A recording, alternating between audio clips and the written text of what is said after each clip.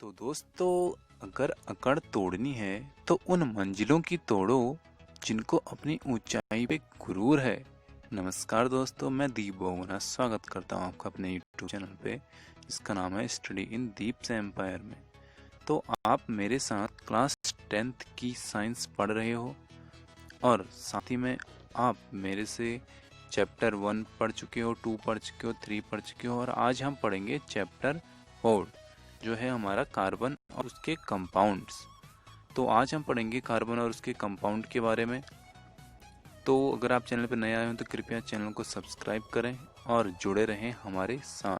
तो चलिए वीडियो शुरू करते हैं। तो ये है हमारा चैप्टर 4 कार्बन और उसके यौगिक।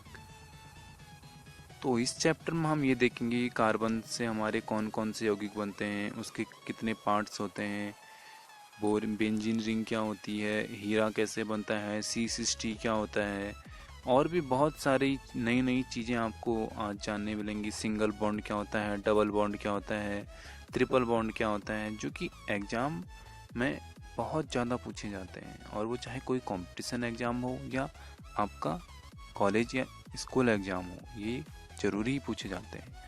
ठीक है, तो चलिए दोस्तों वीडियो को शुरू करते हैं। तो सबसे पहले हम आज पढ़ रहे हैं वो है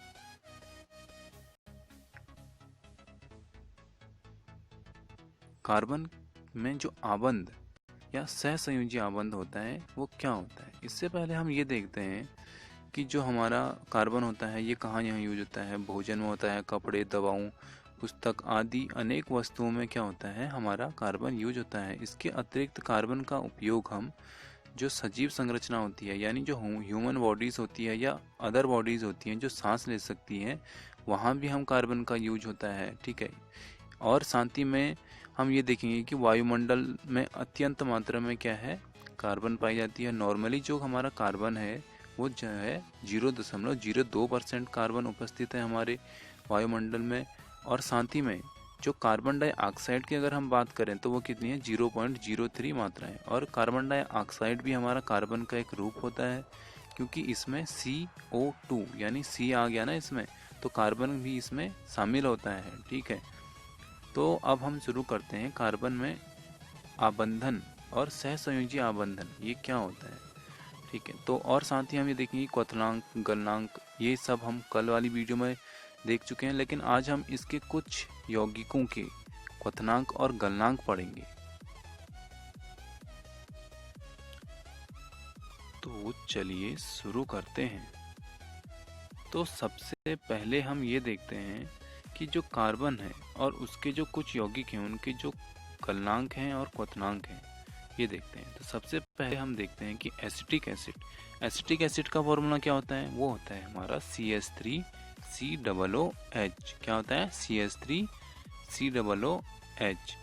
और इसका गलनांक है 290, यानी 290 डिग्री पर क्या होगा, इससे अगर हम ज़्यादा करेंगे तो ये हमारा पिघल जाएगा। ठीक है, और साथ ही इसका जो क्वथनांक है वो है 391 डिग्री सेल्सियस। इससे अगर अधिक होगा तो क्या होगा, ये हमारा वाष्पीकृत हो जाएगा। और इसके बाद हमारा जो अगला इसने यौगिक दे रखा है वो है हमारे पास क्लोरोफॉर्म। कौन सा है, क्लोरोफॉर्म। क्लोरोफॉर्म का फॉर्मूला क्या होता है, CHCl3। और जो इसका गलनांक है वो है 209 और इसका जो क्वथनांक है वो है 334। ठीक है, इसके बाद एथेनॉल देखते हैं, CH3CH2OH। एथेनॉल का फॉर्मूला बहुत इंपॉर्टेंट है, CH3CH2OH। ठीक है, और ये फॉर्मूला बहुत बार पूछा भी जाता है डायरेक्टली। ठीक है, तो ये आप जरूर याद करें। और इसका जो गलनांक है वो कितना है, 156 डिग्री सेल्सियस। और जो इसका क्वथनांक है वो है 351 डिग्री सेल्सियस। ठीक है, और इसके बाद हम यहाँ पे देखते हैं मेथेन। मेथेन का फॉर्मूला क्या होता है, CH4। यानी यहाँ पे इसने क्या कर रखा है, CH4 यानी 4 अणु इसने हाइड्रोजन के ले रखे हैं। इसका जो गलनांक है वो कितना है, 90 डिग्री सेल्सियस। और जो इसका क्वथनांक है वो कितना है, 111 डिग्री सेल्सियस। ठीक है, अब CH4 की हम यहाँ पे थोड़ा सा संरचना अगर बात करें तो जो इसकी संरचना होती है वो कार्बन और इसके साथ हमारे 4 हाइड्रोजन लगे होते हैं। हाइड्रोजन के पास एक फ्री इलेक्ट्रॉन होता है, ठीक है। और एक फ्री इलेक्ट्रॉन होने के कारण क्या करता है, ये चारों हाइड्रोजनों के साथ रिएक्शन करता है और एक एक हाइड्रोजन के अणु सबसे लेता है और इसलिए क्या बनाता है, CH4 बनाता है। क्योंकि कार्बन के पास 4 फ्री इलेक्ट्रॉन होते हैं, 4 फ्री इलेक्ट्रॉन है तो उसको 4 और इलेक्ट्रॉन चाहिए होंगे ना, तो वो 4 इलेक्ट्रॉन यहाँ से लेता है। ठीक है, एक एक हाइड्रोजन से एक एक इलेक्ट्रॉन लेता है और सब में अगर हाइड्रोजन को अपना बाहरी कोष पूरा करने के लिए कितने इलेक्ट्रॉन चाहिए, 2 इलेक्ट्रॉन चाहिए, तो इसलिए उसके पास भी एक फ्री इलेक्ट्रॉन होता है, तो इसलिए वो शेयरिंग करता है किसके साथ, कार्बन के साथ। ठीक है, तो ये भी नॉर्मली कभी इसका स्ट्रक्चर पूछ लिया जाता है कि कैसे बनता है, तो ये भी आपको ध्यान होना चाहिए। और साथ ही में हम ये देखते हैं कि जो इलेक्ट्रॉन प्राप्त करने की या उसको ह्रास करने की जो क्रिया होती है उसमें क्या होती है, और उत्कृष्ट गैस, यानी उत्कृष्ट गैस हमारे कब होगा, जब उसके बाहरी कोष में अष्टक उसका पूरा होगा, यानी बाहरी कोष में 8 इलेक्ट्रॉन पूरे होंगे। तो इसको बाहरी कोष में 8 इलेक्ट्रॉन पूरे करने के लिए कितने इलेक्ट्रॉन चाहिए, 4 इलेक्ट्रॉन चाहिए। या तो ये 4 खोएगा या ये 4 लेगा, यानी इस पर या तो ऋणायन लगेगा या धनायन लगेगा।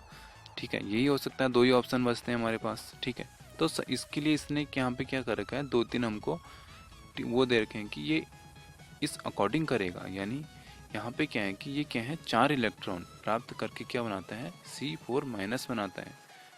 ठीक है, तो C4- क्या होता है, यानी ये ऋणायन हुआ, यानी इसने जब ऋण लिया तो इस पे कौन सा चार्ज लगेगा, माइनस चार्ज लगेगा ना, तो C4- हमारा, यानी ये दर्शा रहा है कि इसने 4 इलेक्ट्रॉन किसी से उधार ले रखे हैं। ठीक है, ये तो उधार लेगा तो उस पर क्या लगेगा, ऋण आयन लगेगा। ठीक है, लेकिन 6 प्रोटीन वाले नाभिक के लिए क्या है, 10 इलेक्ट्रॉन अर्थात 4 अतिरिक्त इलेक्ट्रॉन धारण करना मुश्किल हो जाता है। ठीक है, मुश्किल हो जाता है, लेकिन क्या करता है, फिर भी ये करता है। ठीक है, और दूसरा इसने ये देखा है कि ये क्या कर सकता है, 4 इलेक्ट्रॉन खोकर C4+ आयन धनायन बना सकता है, यानी C4+। ये अब ये खोएगा यानी ये किसी को देगा ना, तो इसलिए क्या बना सकता है, C4 धनायन बना सकता है। लेकिन 4 इलेक्ट्रॉनों को खोकर 6 प्रोटॉनों वाले नाभिक केवल 2 इलेक्ट्रॉनों का कार्बन धनायन बनाने के लिए अत्यधिक ऊर्जा की क्या होती है, आवश्यकता होती है।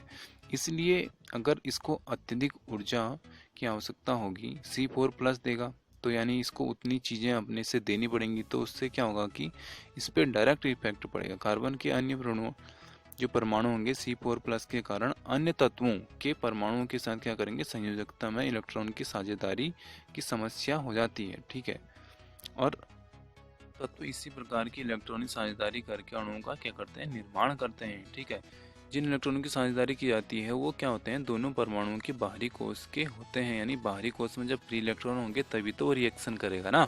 तो बस फिर यहाँ पे इसने सिंपली यही चीज़ बता रखी है।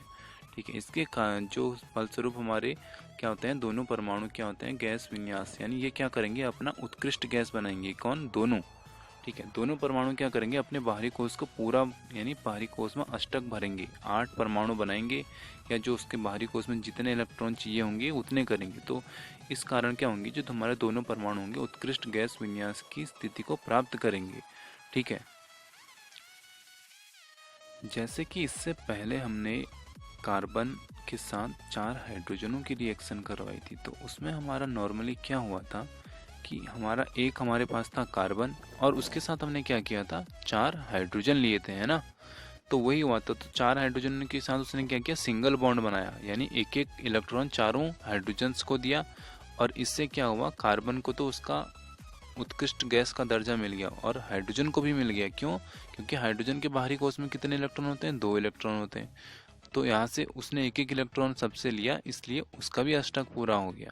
शायद आप समझ पा रहे हो मैं क्या बोल रहा हूँ। ठीक है, और इसके बाद हम ये देखेंगे कि जो उत्कृष्ट गैसें होती हैं, इसकी स्थिति पाने के लिए हमारे जो गैसेस होती हैं वो क्या क्या आबंध बनाती हैं। आबंध क्या होता है, बॉन्ड।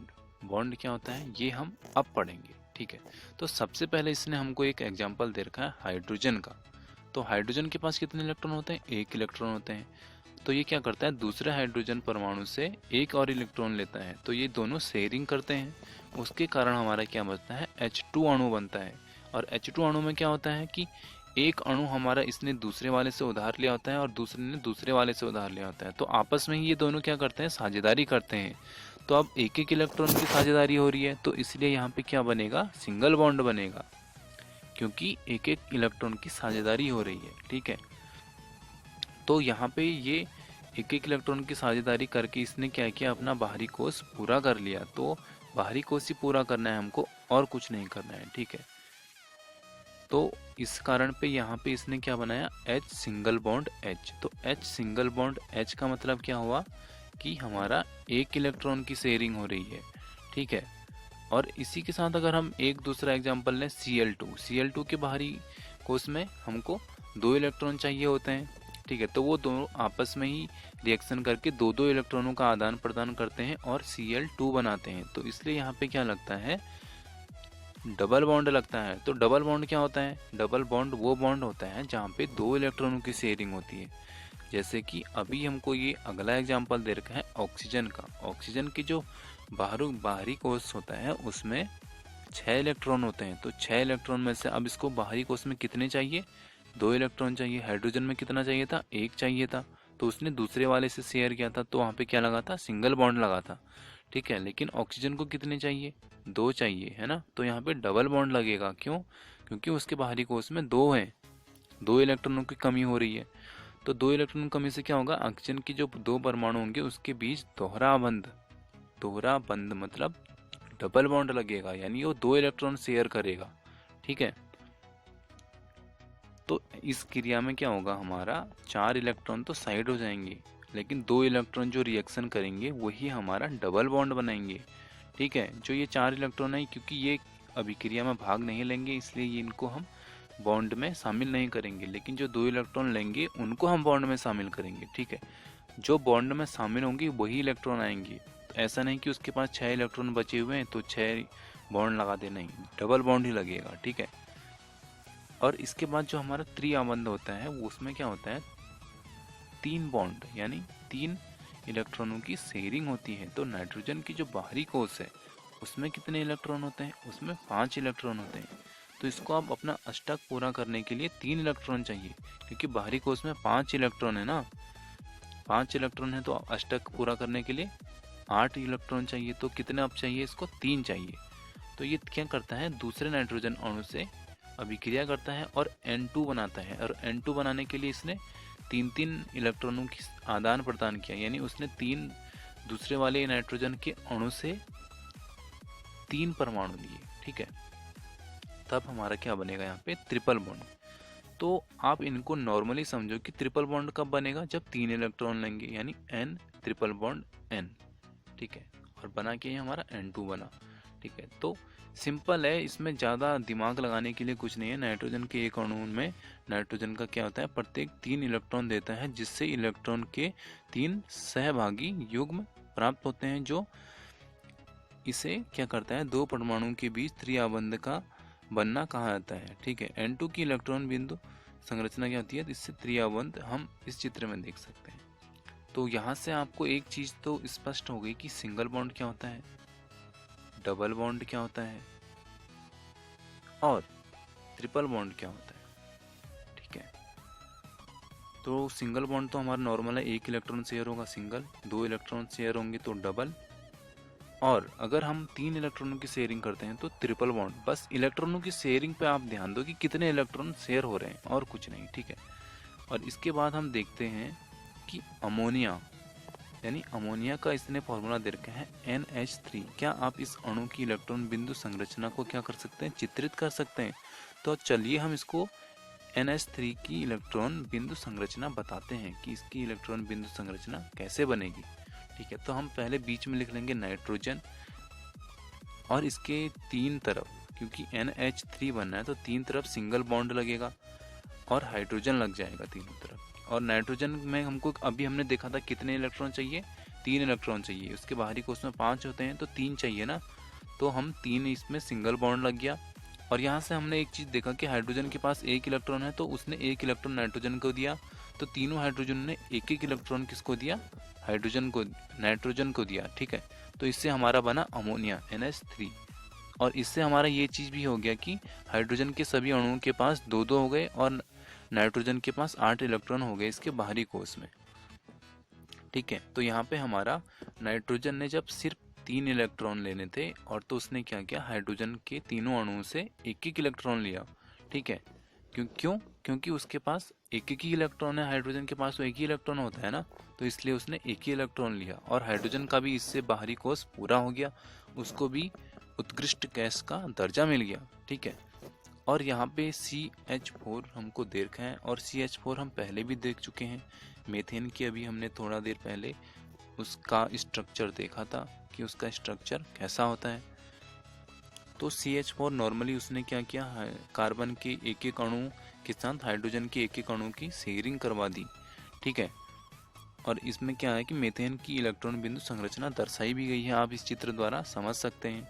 ठीक है, इस प्रकार दो परमाणुओं के बीच इलेक्ट्रॉन के एक युग्म की साझेदारी द्वारा बनने वाले आबंध को क्या कहते हैं, सहसंयोजी आबंध कहते हैं। तो सहसंयोजी आबंध क्या होता है ये आप जरूर नोटिस करें। ठीक है, दो परमाणुओं के बीच इलेक्ट्रॉन के एक युग्म की साझेदारी को सहसंयोजी आबंध कहते हैं। ये बहुत इंपॉर्टेंट है, ये डायरेक्टली कभी क्वेश्चंस में पूछा जा सकता है। ठीक है, लेकिन इसके साथ क्या होता है कि इसका अंतराण्विक बल कम हो जाता है, फलस्वरूप यौगिकों की क्वथनांक और गलनांक क्या हो जाते हैं, कम हो जाते हैं। चूंकि परमाणुओं के बीच इलेक्ट्रॉनों की साझेदारी होती है और आवेशित कण बनते हैं, ऐसे संयोजी यौगिक क्या होते हैं, विद्युत के कुचालक होते हैं। तो यानी ये जो CH4 है हमारा, ये क्या होगा, विद्युत का कुचालक होगा। ठीक है, ये बात आप नोटिस जरूर करें कि ये विद्युत का कुचालक होगा। क्या होते हैं, विद्युत के कुचालक होते हैं। ठीक है, और यहाँ पे कुछ कार्बन के अपरूप दे रखे हैं। तो कार्बन के अपरूप पहला है हमारा ग्रेफाइट। तो यहाँ पे इसने ग्रेफाइट की संरचना दे रखी है और दे रखी है हीरे की संरचना, जो हीरा हम डायमंड रिंग आपने सुना होगा वो इसकी संरचना, और साथ में दे रखी है C60 की संरचना। तो C60 जो है हमारा एक 3D स्ट्रक्चर होता है।